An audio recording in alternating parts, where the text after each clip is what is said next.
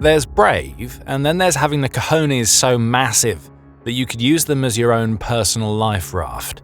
Kazakhstan's president, Kassym-Jomart Tokayev, could cross the Pacific Ocean with his. Why do we say that? So long an ally of Putin, Tokayev has just sat across from Russia's leader, on live television no less, and delivered a message directly to his face. Russia is going to lose, so end the war now. Putin crawled out of one of his many bunkers for this. He was humiliated, unable to do anything other than grimace as Tokayev spoke. And now Putin has to deal with the fact that even those who are supposed to support him can see the writing on the wall for Russia. This was supposed to be a moment of triumph for Putin. On July 25th, after venturing out into the public domain for the first time in weeks, Putin started with a carefully controlled publicity stunt in Irkutsk.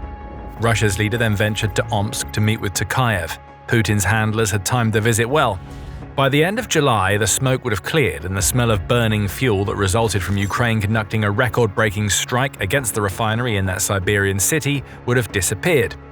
Putin would now have an opportunity to stand with Tokayev on national television, to deliver a message to the Russian people about economic cooperation and all of the deals that the two leaders were going to strike between each other. Putin was looking forward to discussing the next steps in the evolution of the relationship between these two nations. Tokayev had other ideas. As Kazakhstan's president began to speak, none of the Putin-pleasuring platitudes that Russia's leader expected to hear were on his mind. Tokayev actually had something to say. He didn't want to talk about details. Tokayev wanted to talk about Ukraine.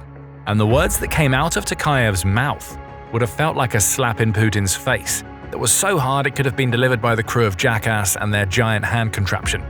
I will not hide the fact that I'm receiving many signals, of which I have already informed you about by phone, from Europe and the United States of America regarding the current state of the conflict between Ukraine and Russia, Tokayev declared as television cameras filmed every remark and every single one of Putin's grimaces to be beamed out all over Russia. Tokayev then went on to state, "The nature of this conflict is not entirely clear." Again, he did this right in front of Putin, almost nonchalantly letting the entire world know that the many reasons that Putin has given for his invasion, from wanting to combat Nazism in the country to his history-twisting claims that Russians and Ukrainians are one people, hold no water. Tokayev doesn't believe any of it. Then Tokayev delivered the slap heard around the world. "This all needs to stop," Kazakhstan's president declared, as he called on Putin to freeze the war. And when he does, Tokayev added, Putin won't be able to count on Kazakhstan to serve as a mediator that might be friendly to Russia. Kazakhstan categorically refuses to be that mediator, Tokayev blared. After all, Russia is a great country and it can manage on its own, the Kazakh leader said. Putin was stunned, blindsided.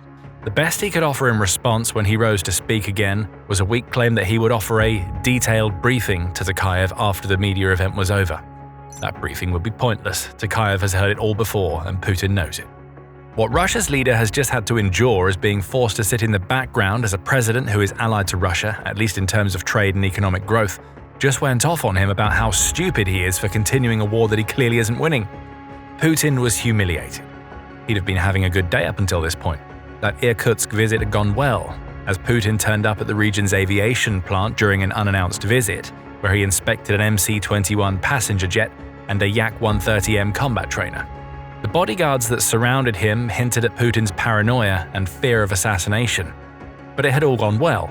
Then Putin arrived in Omsk to get waylaid by a man who was supposed to kneel down, kiss the ring and thank Russia for serving as a trading partner. Dmitry Kalazev, who is a Russian journalist, summed the whole humiliation up perfectly, stating, "Ultimately, it amounted to a polite articulation of the argument that Putin's invasion of Ukraine was essentially an act of madness and a personal whim. This was, of course, a slap in the face for Putin, who had been peddling his root cause of the conflict for years, and now this public rebuke, delivered straight to his face, there are no root causes, Putin simply made them up."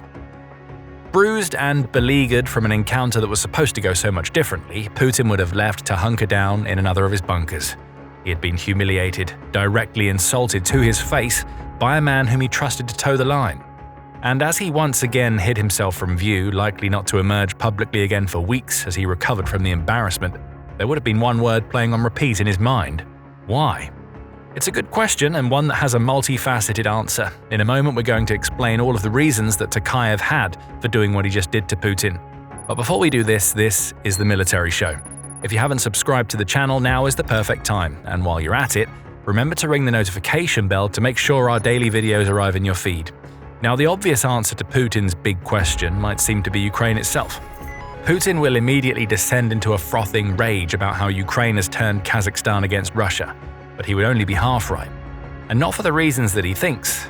Though long a trade ally of Russia, Kazakhstan has never once given Putin any indication that it supports him or his supposed special military operation in Ukraine. From very early on in the war, Kazakhstan declared that it doesn't recognize any of what it called the separatist territories in Ukraine as independent. That put the kibosh on any support that Putin might have expected. Officially, Kazakhstan doesn't recognize occupied Crimea as being Russian, nor does it recognize any of the territory that Russia has occupied since February 2022. That land is Ukrainian and should remain so, Kazakhstan says. But Putin could absorb that. Kazakhstan is far more important to Russia as a trade partner, not a military one. It's not like the Central Asian country has a particularly impressive military, so even this lack of support for Russia's actions was unlikely to translate into military aid to Ukraine. Plus, this is what Kazakhstan does, Putin would have reasoned. It walks the tightrope of diplomacy between everyone to remain as neutral as possible. Still, what Putin's invasion did, and he never saw this coming, was create a fissure in Russia's relationship with Kazakhstan. It wasn't and still isn't an outright split. However, as the years have gone on, the nature of the relationship between the two has changed. Before Ukraine, Russia was clearly the more powerful nation. There was a partnership, but it was far from equal. That has been the case for most of Central Asia, where Putin has spent years building Russia's influence by designing economic frameworks that favor Russia and insisting on the idea that Russia is the one nation that can keep countries like Kazakhstan safe. The invasion of Ukraine broke something in this relationship. It showed Kazakhstan that Russia could easily turn on any nation based on Putin's whims. And worse yet for Putin, the 4.5 years of war and counting that have followed have shown that Russia is far from being as strong as it once was. The collective security arguments are no longer convincing, and as time has progressed, and Ukraine continues not only to hold out but cause serious damage to Russia, leaders like Tokayev are losing whatever fear that they may have had about speaking out. So Kazakhstan's collective opinion about what is happening in Ukraine plays a significant role in what we saw in Omsk. But it's the outcomes of Putin's invasion so far that offer the real reasons for Tokayev's actions. As the war has progressed, the balance of power between Russia and Kazakhstan has started to shift. We aren't about to tell you that Kazakhstan is now the more powerful of the two. It isn't, but Kazakhstan has evolved into a partner that was once nice to have, but has now become absolutely essential to Russia's survival against Ukraine. Tokayev knows that he now has leverage, and the clearest example of that leverage comes from the recent requests Russia has made to Kazakhstan for help with its growing fuel problem. As more of Russia's refineries burn and Ukraine continues to destroy fuel trucks and tankers all over the occupied territories, Russia has been plunged into a fuel crisis. Putin, cap in hand, approached Kazakhstan toward the end of June to request 50,000 tons of gasoline to help alleviate the massive queues that were forming outside of gas stations all over Russia. Kazakhstan didn't commit immediately, only acquiescing to Putin's requests around a week after it was made. But in that moment, two things became clear to Tokayev. First, Russia still sees Kazakhstan as the little brother that can be squeezed whenever needed, despite the damage that such squeezing could do to Kazakhstan itself. And second, Russia is desperate. It has to be if it's asking for gasoline when the entire Russian nation is built around oil. This is the leverage that we're talking about. Tokayev knows that Putin needs Kazakhstan. Of course, Kazakhstan needs Russia too. Much of the oil that Kazakhstan sells makes its way through Russian pipelines first, and then onto other customers. But being so vital to Russia comes with some benefits, one of which appears to be having the ability to sit across from Putin and tell him, to his face, that his Ukraine invasion makes no sense and it's time that he ended his war. On top of all of this, Tokayev's statements serve as recognition of a fact that has become abundantly clear. Ukraine is a very dangerous country. Kazakhstan wants the Ukraine war to end because it's also having to deal with the aftermath of drone strikes that affect its ability to sell fuel and oil. Ukraine isn't hitting Kazakhstan directly. That would be a diplomatic mistake with a country that seems willing to support Ukraine's right to be a sovereign nation. But what Ukraine has been doing is striking that oil infrastructure upon which Kazakhstan relies that we mentioned. The Moscow Times reports that Ukraine's recent flurry of drone strikes in the Black Sea and Sea of Azov particularly attacks on the Caspian pipeline consortium terminal, have forced Kazakhstan's oil firms to reduce their daily output. Though described as a purely technical decision, the move is another reminder to Kazakhstan that Putin's war is damaging the nation. Ukraine has also regularly struck Novorossiysk, which is a Black Sea port. Now the hideout for the remnants of the Black Sea Fleet, which has been chased out of its traditional base in Crimea's Sevastopol port, Novorossiysk is also a commercial port. Again, oil flows through it, some of it Kazakh, and that adds up to yet more disruption that Tokayev doesn't want to have to absorb on Putin's behalf. After all, Kazakhstan is like Russia in one respect. Its oil and gas sector is absolutely vital to Kazakhstan's economic health. Forbes reports that energy sales make up more than 30% of Kazakhstan's gross domestic product and accounts for over 75% of the country's exports. If Ukraine's drones keep flying into the ports and terminals that Kazakhstan needs to sell its product, that amounts to economic pain for the country's people. So Tokayev's motivations are becoming clearer. There is an element of taking advantage of Kazakh leverage at play, but ultimately, Tokayev is doing what he is supposed to be doing, looking out for Kazakhstan. When he tells Putin that it's time to end the war, he's doing it because he knows that Russia can't win, not in the way that Putin wants to win. And as long as Putin keeps charging headlong into the endless abyss of his own ambition, life can't return to normal for Kazakhstan. Putin has a Kazakhstan-shaped problem. But beyond all of the reasons behind why Tokayev did what he did, there's an even larger issue brewing for Russia's leader. That issue comes down to something we touched upon earlier, which is that Kazakhstan is trying to be a friend to as many nations as possible. The Ukraine war has dragged on for so long now that playing all sides isn't an option anymore. Kazakhstan's multi-vector foreign policy, as Common Space puts it, has been put to repeated tests over the past half a decade, be that by Russia's war, Operation Epic Fury, or creeping Chinese influence into Central Asia. Now Kazakhstan is being pushed toward having to choose a side. July 25th showed Putin one important thing. Russia isn't going to be the side that Kazakhstan chooses. Let's come back to one of the more interesting parts of Tokayev's short speech. You heard it earlier. Tokayev told Putin that he had received many signals from parties in the United States and Europe regarding the current state of Russia's campaign. The mystery here relates to what those signals were. We've talked about Kazakhstan having leverage over Russia, while the West has leverage over Kazakhstan. American and European leaders know that Kazakhstan and all of Central Asia have energy-related vulnerabilities due to their reliance on Russia as a go-between for their oil and the rest of the world. When Tokayev talks about receiving signals, he may be hinting that Western leaders have been letting him know that he needs to start putting pressure on Putin, or they may start applying their own leverage. Perhaps not by purchasing Kazakh oil.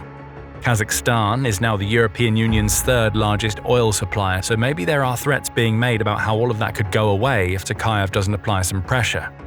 This is speculation, of course. Tokayev only hinted at Western influence, and that influence could be far more benign.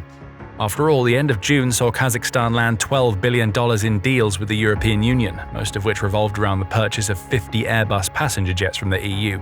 So perhaps Europe isn't cajoling Tokayev.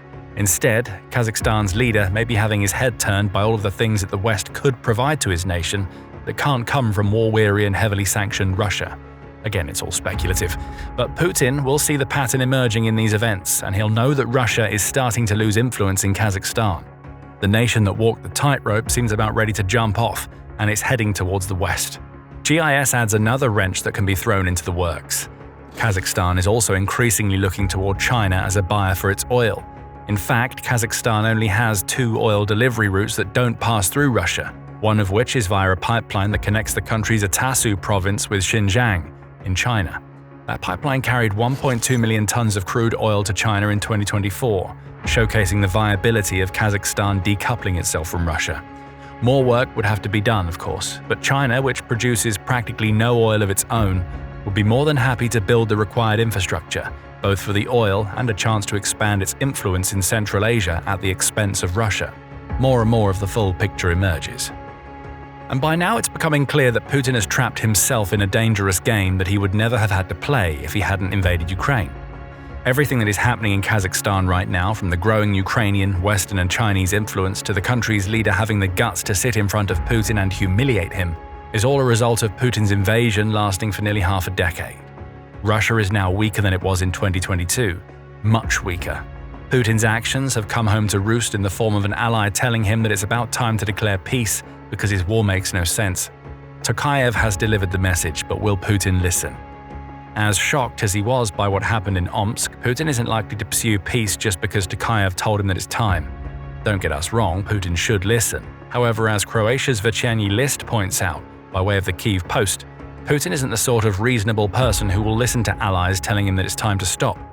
Accepting the current state of affairs would mean recognizing Ukraine's sovereignty, which would be tantamount to a Ukrainian rather than Russian victory.